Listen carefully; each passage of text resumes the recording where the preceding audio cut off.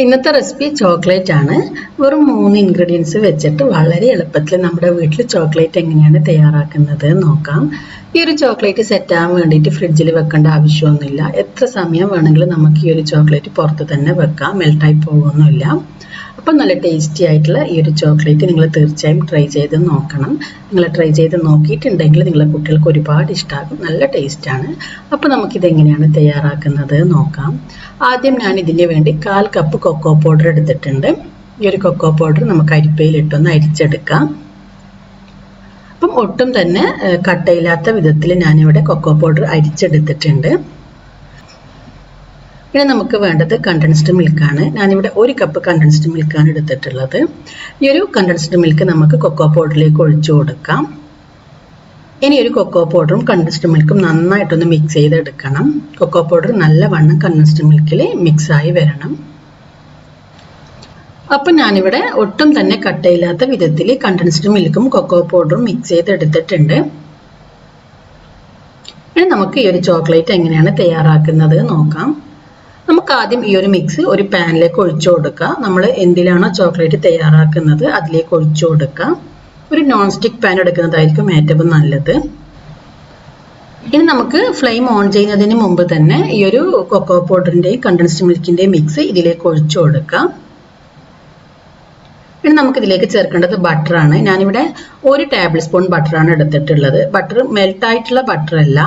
അങ്ങനെയാകുമ്പോൾ നമ്മൾ 2 ടേബിൾ സ്പൂണോളം ബട്ടർ ചേർക്കേണ്ടി വരും. ഇത് നല്ല കട്ടയായിട്ടുള്ള ബട്ടറാണ്. 1 ടേബിൾ സ്പൂൺ ബട്ടർ എടുത്തിട്ടുണ്ട്. ഇനി നമുക്ക് ഈ ഒരു ബട്ടറിനെ ഈ ഒരു ചോക്ലേറ്റ് മിക്സിൽ നന്നായിട്ടൊന്ന് മിക്സ് ചെയ്ത് കൊടുക്കാം. ഇനി നമുക്ക് ഫ്ലെയിം ഓൺ ആക്കിയതിന് ശേഷം ഒരു ലോ ഫ്ലെയിമിൽ വെച്ചിട്ട് ഈ ഒരു ബട്ടറും ഈ ഒരു ചോക്ലേറ്റിൻ്റെ മിക്സും നന്നായിട്ടൊന്ന് മിക്സ് ചെയ്തെടുക്കണം. തീ നന്നായിട്ട് കുറച്ച് വെക്കാം. ഈ ഒരു മിക്സ് ചൂടായി വരുന്ന സമയത്ത് ഒന്ന് ലൂസായിട്ട് വരും. ഇനി നമുക്കിതിനെ നന്നായിട്ട് വറ്റിച്ച് കുറുക്കിയെടുക്കണം. ഇളക്കിക്കൊണ്ടേയിരിക്കണം, അല്ലെങ്കിൽ ഇത് കട്ട പിടിക്കും. ഒട്ടും തന്നെ കട്ടയില്ലാത്ത വിധത്തിൽ നല്ലവണ്ണം ഇളക്കി കുറുക്കിയെടുക്കണം. അപ്പം ഇതൊന്ന് കുറുകി വരാൻ വേണ്ടിയിട്ട് കുറച്ചധികം സമയം എടുക്കും. ലോ ഫ്ലെയിമിൽ വെച്ചിട്ട് ചെയ്താൽ മതി. ഇപ്പം നമ്മുടെ ഈ ഒരു ചോക്ലേറ്റിൻ്റെ മിക്സ് നന്നായിട്ട് കുറുകി വന്നിട്ടുണ്ട്. പാനിൽ നിന്ന് വിട്ട് വരുന്നത് വരെ നമ്മൾ ഇതിനൊന്ന് കുറുക്കി വറ്റിച്ചെടുക്കണം. നമ്മളിത് ഹലുവയിൽ തയ്യാറാക്കുന്നത് പോലെയാണ്. നന്നായിട്ട് ഇളക്കിക്കൊണ്ടേയിരിക്കുക. പാനിൽ നിന്ന് വിട്ട് വരുന്നത് വരെ കൈയെടുക്കാതെ ഇളക്കിക്കൊണ്ടേയിരിക്കണം. ഇപ്പം മുഴുവൻ ചോക്ലേറ്റും പാനിൽ നിന്ന് വിട്ട് വരുന്നത് വരെ നമ്മൾ ഇതിനെ ലോ ഫ്ലെയിമിൽ വെച്ച് ഇളക്കിയെടുക്കാം. ഇപ്പം നമ്മുടെ മുഴുവൻ ചോക്ലേറ്റും പാനിൽ നിന്ന് വിട്ട് വന്നിട്ടുണ്ട്. ഈ സമയം നമുക്ക് ഫ്ലെയിം ഓഫ് ചെയ്യാം. അപ്പോൾ ഇതിൻ്റെ ചൂട് പെട്ടെന്ന് കുറയാൻ വേണ്ടിയിട്ട് ഞാൻ വേറൊരു പാനിലേക്ക് മാറ്റിയിട്ടുണ്ട്.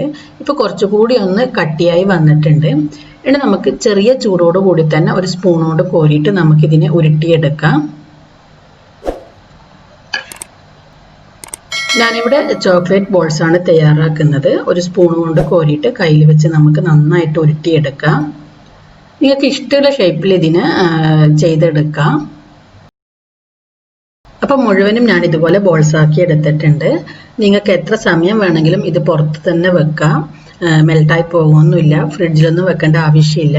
അപ്പോൾ തീർച്ചയായും നിങ്ങൾ ഈ ഒരു ചോക്ലേറ്റ് ബോൾസ് തയ്യാറാക്കി നോക്കുക. വളരെ എളുപ്പമാണ്, കുട്ടികൾക്ക് തീർച്ചയായും ഇഷ്ടമാകും.